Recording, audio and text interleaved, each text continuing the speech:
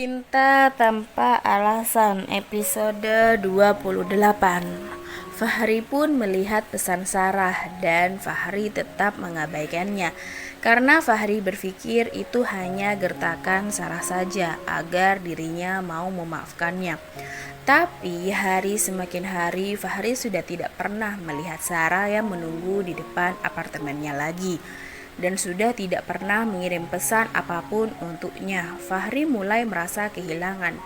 Awalnya Fahri mencoba untuk mencari kesibukan di kantornya untuk tidak terlalu mengingat tentang Sarah. Tapi memang itu sangat terasa sulit baginya. Di tempat lain, Hamzah dan Kemal juga merencanakan pertunangan untuk anak mereka. Bagaimana pembicaraan kita soal anak-anak kita? Ujar Kemal. Kalau aku sih terserah mereka saja. Kalau mereka mau ya boleh saja kita menjodohkan keduanya, ujar Hamzah. Aku yakin Hana mau dijodohkan dengan Fahri. Aku tidak mau Hana dengan laki-laki itu. Aku takut dia akan terus mengajak Hana berkeliling hutan, ujar Kemal. Sebenarnya biarkan saja, mungkin hal itu yang membuat Hana bahagia. Toh Hana sendiri kan yang bilang kalau dia sangat menyukai alam, ujar Hamzah. Ya, kita lihat saja bagaimana nanti keduanya. Kita adakan saja pertemuan untuk keduanya agar saling mengenal, ujar Kemal. Dan mereka pun merencanakan makan malam untuk anak mereka sekaligus ingin menjodohkan keduanya. Di kediaman rumah Hamzah, Fahri mengunjungi rumah orang tuanya. Fahri, aku ingin bicara padamu, ujar Hamzah. Iya, ada apa ya? Ujar Fahri yang sibuk dengan laptopnya. Ayah dan ayah Hana ingin menjodohkan kalian berdua, ujar Hamzah. Aku sih terserah ayah saja, aku tidak terlalu memikirkan hal itu juga, ujar Fahri. Tiba-tiba, nenek datang dan bergabung dengan mereka. Dengan siapa nih? Ujar nenek. Dengan anak teman Hamzah, Bu, anaknya Kemal, ujar Hamzah. Siapa? Apa dia cantik? Bisa masak? Bisa punya anak? Bisa menghormati orang tua? Ujar nenek. Tenang Bu, semoga saja bisa semuanya, ujar Hamzah. Hamzah pun pergi setelah mendapatkan persetujuan dari Fahri untuk dijodohkan dengan Hana. Kenapa kamu melamun? Tanya nenek. Tidak Nek, Fahri tidak melamun, ujar Fahri. Jangan membohongi nenek, nenek tahu cucu nenek. Ada apa? Apa yang terjadi? Ceritakan pada nenek, ujar nenek. Benar Nek, tidak ada apa-apa, Fahri baik-baik saja kok, ujar Fahri. Jangan pernah membohongi nenek, nenek tidak suka cucu nenek membohongi neneknya sendiri, ujar nenek. Akhirnya Fahri pun menceritakan kegundahan di hatinya. Begini Nek, ada seseorang yang Fahri suka, akan tetapi dia telah membohongi Fahri dan Fahri tidak suka itu, makanya Fahri sangat marah kepadanya, ujar Fahri. Apa kebohongan dia? Tanya nenek. Dia mengaku sebagai anak teman ayah yang akan ayah jodohkan kepadaku tadi, dan dia bekerja di perusahaan atas nama anak teman ayah itu, ujar Fahri. Apa dia telah mengakuinya? Ujar nenek. Sudah Nek, seminggu yang lalu, dan dia pun mengundurkan diri dari perusahaan, ujar Fahri. Apa alasan dia berbohong dengan bekerja atas nama orang lain, ujar nenek. Menurut pengakuan dia, Nek, dia bertemu dengan anak teman ayah si Hana ini di perusahaan, dan anak teman ayah tidak mau bekerja di perusahaan dan membiarkan CV-nya di lift. Gadis ini pun merapikan CV Hana karena takut disangka mengotori perusahaan, Nek. Pada saat dia mau wawancara, asisten Fahri itu salah mengambil CV. Yang Ratu ambil malah CV milik Hana. Awalnya gadis itu ingin mengaku kalau dirinya bukan Hana, tapi dirinya sangat memerlukan pekerjaan ini Nek, karena dia tidak ingin pulang kampung bersama orang tuanya, ujar Fahri. Lalu ujar nenek terus mendengarkan cerita Fahri. Lalu kita pun menganggap dia Hana, anak teman ayah, tapi saat ayah Hana kemarin ingin mengadakan pertemuan dengan kita, mau tidak mau gadis itu mengaku kalau tidak Paman Kemal akan mengetahui kalau bukan anaknya yang bekerja. Dan gadis itu mengakui semuanya dan mengundurkan diri, ujar Fahri. Bagus dong. Sudah tidak ada yang membohongi kamu lagi, ujar nenek.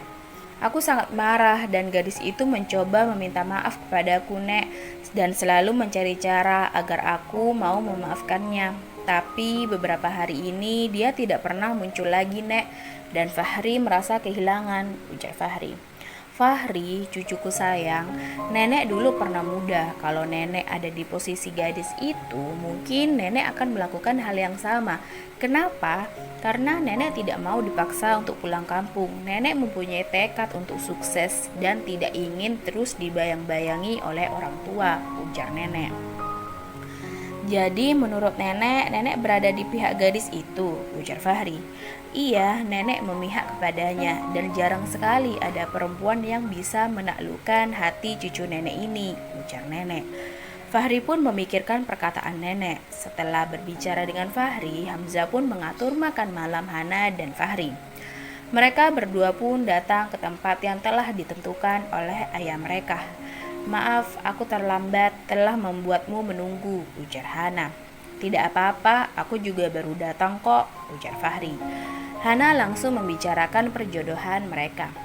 Bagaimana kamu bisa menyetujui perjodohan ini, ujar Hana.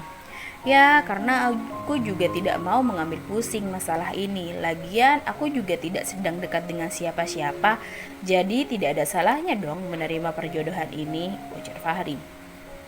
Tapi ada masalahnya, aku tidak bisa putus dengan pacarku, ujar Hana. Kalau kamu masih punya pacar ya pacaran saja, aku tidak akan mengganggu hubungan kalian, ujar Fahri. Bukankah kamu dekat dengan Sarah? Atau model itu? Tanya Hana. Tidak dengan dua-duanya, ujar Fahri yang terus-menerus memakan makanannya. Oh begitu, tapi apa benar tidak masalah jika aku masih mempunyai pacar, ujar Hana. Iya, tidak masalah. Nanti kan kalian akan putus juga dan pada akhirnya kamu akan bersamaku, ujar Fahri.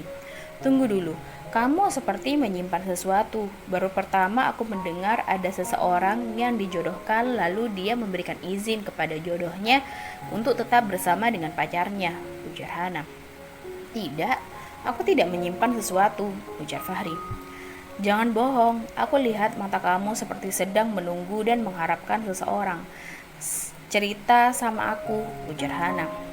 Ya aku bingung kenapa Sarah sudah tidak pernah menghubungiku dan tidak pernah lagi menemuiku, ujar Fahri. Hana pun tertawa. Ya tentu sajalah dia tidak akan menemui kamu lagi. Dia sudah kembali ke kampung, ujar Hana. Apa? Kapan? Tanya Fahri kaget. Santai dong. Aku rasa ada sesuatu nih di antara kalian, ujar Hana menyelidik. Tidak ada apa-apa di antara kami, ujar Fahri. Hana pun mempunyai ide untuk membuat Fahri semakin penasaran dengan Sarah, karena itu bisa membuat dirinya tidak jadi dijodohkan dengan Fahri. Pasalnya, Hana hanya ingin bersama dengan pacar dan mempunyai seseorang yang sangat dia cintai.